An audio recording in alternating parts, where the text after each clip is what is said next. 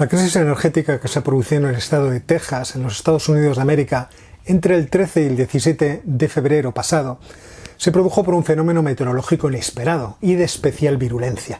El frío comenzó cerrando la provisión de gas natural, congelando instrumentos de medición en las plantas energéticas y también las turbinas eólicas, de manera que el sistema no fue capaz de hacer frente a la creciente demanda. Por eso más de 5 millones de hogares y de negocios se vieron repentinamente desamparados ante una oscuridad gélida que tuvieron que aguantar algunos durante casi 4 días. Así que me he planteado haceros un vídeo explicativo acerca de este mercado energético, porque el acontecimiento ha suscitado muchas dudas acerca de si un mercado energético debe ser intervenido por el Estado o debe ser un mercado libre. Y es que es cierto que Texas es un mercado peculiar dentro de los Estados Unidos, ya que su red eléctrica está desconectada de las redes federales. Y además es un mercado ampliamente desregularizado, en el que se ha intentado aumentar la competencia entre los proveedores de energía y además incrementar la capacidad de elección de los consumidores. Así que vamos con ello. Como seguramente sabéis, Texas tiene la segunda población más grande de los Estados Unidos y además es la segunda economía del país después de California. Pero en términos de energía es el mayor productor de energía, una quinta parte de la producción de energía de los Estados Unidos se hace allí. Y además genera el doble de electricidad que Florida, que es el segundo mayor productor. El mix energético de Texas es bastante completo y tiene un poco de todo. Gas natural, energía nuclear, carbón, pero también energías renovables, sobre todo energía eólica. Y eso que Texas produce las 2/5 partes del petróleo del país, que en 2019 fueron 1.800 millones de barriles de petróleo. Y además refina la quinta parte del petróleo de los Estados Unidos. Pero desde los años 90 ha estado produciendo 1,5 billones de metros cúbicos de gas natural y en 2019 alcanzó un pico de 3 billones de metros cúbicos. Pero en cuanto a la energía renovable, Texas es el primer estado que alcanzó los 10.000 megavatios de capacidad de generación eólica instalada en el año 2011. Y en 2018 tenía cerca de 24.000 megavatios de capacidad eólica. Y se supone que en 2019 llegó a casi 29.000. Con estos datos, el gas natural produce más o menos la mitad de la energía eléctrica del estado. Un 25% se genera con carbón y cerca del 18% con energía eólica. Mientras que la energía nuclear está ahí detrás produciendo aproximadamente entre un 5 y un 6% de la energía eléctrica. Pues bien, en términos de interconexión, los Estados Unidos de América está dividida en 3 grandes redes de energía eléctrica. Primero tendríamos la interconexión oriental, que alcanza desde el centro y el este de Canadá, excluyendo Quebec, a toda la costa atlántica hasta Florida, y por el oeste hasta los pies de las montañas rocosas. La interconexión occidental, que llega desde el oeste y el sur de Canadá hasta Baja California en México y que atraviesa las rocosas hacia el este hasta llegar a las grandes llanuras. Y luego tendríamos la interconexión de Texas, que cubre la mayor parte del estado de Texas. De hecho, 213 de los 254 condados de este estado están cubiertos por esta red.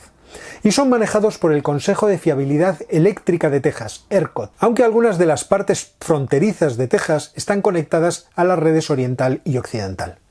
El hecho es que la red de Texas está desconectada de las otras redes de los Estados Unidos y por lo tanto solo está regulada por la llamada Comisión de Utilidad Pública del Estado de Texas, no por las autoridades federales. ERCOT es la corporación que administra y mantiene la fiabilidad de la red eléctrica, pero está supervisada por esta otra. Y este hecho, el hecho de que está desconectada de las redes federales, llevó a cuestiones muy interesantes. La primera es que las autoridades de Texas decidieron aplicar la lógica económica, al darse cuenta de que el mercado eléctrico ya no era un monopolio natural. Os preguntaréis qué es esto de un monopolio natural. Bueno, pues en la teoría económica nosotros suponemos que los monopolios pueden surgir o bien porque el Estado crea un exento, es decir, una zona exenta de competencia, y entonces permite que solamente una empresa sea la que vaya a proveer el bien o servicio. Pero luego tenemos los monopolios naturales, que son aquellos negocios en los cuales es tan caro instalar el negocio, es decir, los costes fijos de establecer todo lo necesario para proveer el bien o servicio son tan altos que solamente al final cabe un competidor. Pues bien, como la producción de energía eléctrica a través de métodos renovables, como la energía solar o la eólica, redujeron mucho el coste de producción de la energía, ya no parecía tener sentido monopolizar todo ese sector. Sin embargo, quedaba un problema, que era la transmisión de la energía eléctrica, y esta seguía beneficiándose del fenómeno de las economías de escala, o por lo menos lo suficiente como para tratarlo como si fuera un monopolio natural. Por eso se creó una institución encargada de distribuir y transmitir la energía eléctrica desde los productores a quienes iban a ser los que distribuyeran el servicio a los consumidores. Así, por lo tanto, debía esta institución tener todavía algún carácter público. Y es por eso que los estándares de calidad que tiene la red los iba a establecer esa institución pública de la que os hablaba antes. También se han creado lo que se llaman zonas de energía renovable competitiva. Desde el año 2005 se hizo una inversión de 6.900 millones de dólares para que hubiera líneas de transmisión eléctrica que unieran las zonas donde se puede generar energía eléctrica, que suele ser en el oeste del estado de Texas, y aquellos núcleos de población que son más poblados, que están al este de este estado. Así que en 1995 las autoridades decidieron, ya que estaban desconectados de la red eléctrica federal, crear un operador independiente del sistema eléctrico. Y lo hicieron en 9 semanas, cosa que es un récord, ya que en los otros estados, como se necesita la aprobación de la Comisión Federal Regulatoria de la Energía, se tarda literalmente años. El operador, es decir, ERCOT, lo que hace es cobrar un precio fijo por kilovatio de energía trasladado a través de la red. En esta estructura desregularizada, los clientes, los consumidores, tienen una ventaja y es que pueden elegir entre distintos planes y por lo tanto pueden establecer preferencias respecto del precio, de la duración del contrato, del tipo de tasa o de cuánta energía renovable va a estar incluida dentro de su plan. La red que maneja ERCOT tiene 75.000 kilómetros de líneas de conexión eléctrica y 550 unidades de generación. Pero este operador independiente, como podéis suponer, tiene un papel fundamental en el sistema porque es el responsable de hacer que la energía eléctrica se transmita siempre y en todo momento a todos los lugares, y por lo tanto tiene que planificar adecuadamente cuál va a ser la demanda que va a recibir y cuáles son las amenazas que tiene la red. Además, tiene autoridad para producir apagones de energía si se producen congestiones de demanda.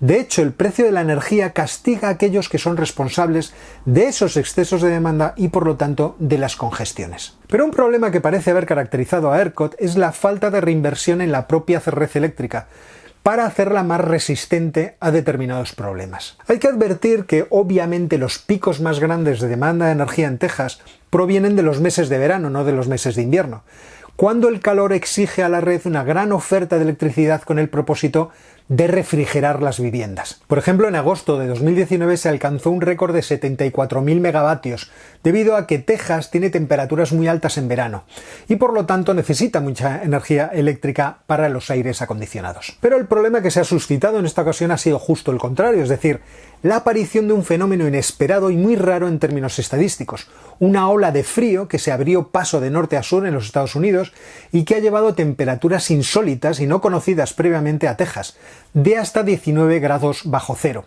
por lo tanto más propias de los estados del norte. Y es que la planificación de cómo se distribuye la energía eléctrica depende mucho de las condiciones medioambientales que se pueden anticipar. Por eso las empresas que gestionan las redes eléctricas suelen tener un margen de reserva de electricidad para cuando se produzcan picos. Debido a la tensión que suele sufrir el sistema desde el año 1999, Texas puso en marcha una legislación específica para incrementar los estándares de eficiencia energética y así presionar a los usuarios para que redujeran su demanda de forma voluntaria, sobre todo a través de comprar aparatos que son más eficientes en términos energéticos y el aislamiento de sus viviendas. Del año 2008 al 2013 la mayor parte de los apagones eléctricos en Texas ocurrieron en el mes de junio y principalmente por cuestiones relacionadas con la demanda y la climatología, aunque también por caídas de árboles. El número de personas que se vieron afectadas por estos apagones en este periodo fue de 1.300.000 personas. Pero hay que recordar que este no es el primer incidente que ha ocurrido. En 2011 se produjeron apagones debido precisamente a una ola de frío extremo, hasta el punto de que 1 millón de clientes se quedaron en algún momento sin energía. El problema en este caso es por qué no se realizaron las mejoras en la red que permitieran prepararse mejor para este tipo de eventos extraordinarios. Pero en el caso de Texas, y teniendo en cuenta que es un estado gobernado por republicanos y con una inclinación pro mercado muy acentuada, este fenómeno se ha utilizado inmediatamente como excusa para atacar sus soluciones de mercado frente a las regulaciones estatales. Especialmente, por ejemplo, en artículos del New York Times. Como por ejemplo este artículo del premio Nobel Paul Krugman, en el que dice que la teoría era que no hacía falta ninguna regulación, porque la magia del mercado se haría a cargo de todo. O esta columna de Jamel Bouie que decía una crisis cuyas raíces crecen en décadas de desregulación y reducción de los costes, de una independencia energética que ha dejado al Estado a merced de los elementos. Pero esto no pasa solamente en Texas. En 2013 el llamado vértice polar creó una serie de tormentas que afectaron tanto a Canadá como a Nueva Inglaterra y produjeron apagones de mucha menor intensidad que este, pero dejaron sin servicio a casi 1 millón de clientes. Después de los acontecimientos de 2011, hubo recomendaciones de la Comisión Reguladora Federal de la Energía y de la Corporación de Fiabilidad Eléctrica de Norteamérica. Así que las autoridades de Texas se van a tener que enfrentar a las reclamaciones de sus propios clientes, que además son sus votantes. Así que fijaos, tenemos una situación en la que hay un mercado más o menos libre de comercialización de la electricidad, pero que tiene un núcleo de transmisión de la electricidad que está en cierto modo monopolizado y muy regulado por parte de las autoridades públicas. Este es el que realmente falla dentro de la gestión de un fenómeno que es un fenómeno extraño, pero que es posible que debido al cambio climático vayan a ser más abundantes y más habituales en el futuro. Por lo tanto, la respuesta que se puede dar no es una respuesta única, ni es fácil determinarla. Por una parte, los clientes se han beneficiado de la posibilidad de elegir, se han beneficiado también de la extensión y el crecimiento de las energías renovables, que era algo que también como votantes demandaban. Han sufrido el problema del mercado en esta circunstancia porque, por ejemplo, en los lugares donde había mayor demanda de energía y los contratos eran contratos en los cuales la oferta y la demanda del mercado iban a determinar el precio, pues llegó a haber picos en el que el megavatio hora llegó a valer $9.000 cuando la semana anterior valía 30. Y por lo tanto ahora las autoridades lo que tienen es que repensar la forma en la que se gestiona la empresa, la institución, porque es una institución sin ánimo de lucro, ERCOT, que es la que controla la distribución de la energía. Así que la respuesta no es tan sencilla como decir ¿es mejor la regulación o es mejor el mercado? La distribución va a seguir estando regulada, mientras que todo lo que está alrededor, producción y lo que es el servicio directo al consumidor, parece bueno que sigan estando descentralizados. Es cierto que también hay una polémica acerca de si el precio medio del megavatio en este tipo de mercado ha sido mayor o menor que el megavatio medio, o el precio por megavatio hora medio de todos los Estados Unidos. Aquellas instituciones, en lo que yo he leído, que son más proclives a la regulación, afirman que en el nuevo sistema desregularizado de Texas el precio siempre ha sido mayor. Sin embargo, en algún artículo científico que he estado hojeando, se justifica que esto no es cierto cuando se tienen en cuenta todos los factores que influyen en el precio. Sin embargo, esto me iba a llevar demasiado tiempo de estudio, así que os lo dejo ahí puntualizado sencillamente para que lo tengáis en la cabeza. Y hasta aquí el vídeo de hoy, que espero que os haya aclarado un poco los problemas que existen dentro del mercado eléctrico de Texas, para que podáis juzgar un poco mejor la crisis que se ha vivido en la semana pasada. Así que me despido de vosotros. Si os ha gustado, ya sabéis, os sugiero que os suscribáis al canal, que activéis las notificaciones, le deis al botón de like y nos vemos muy pronto.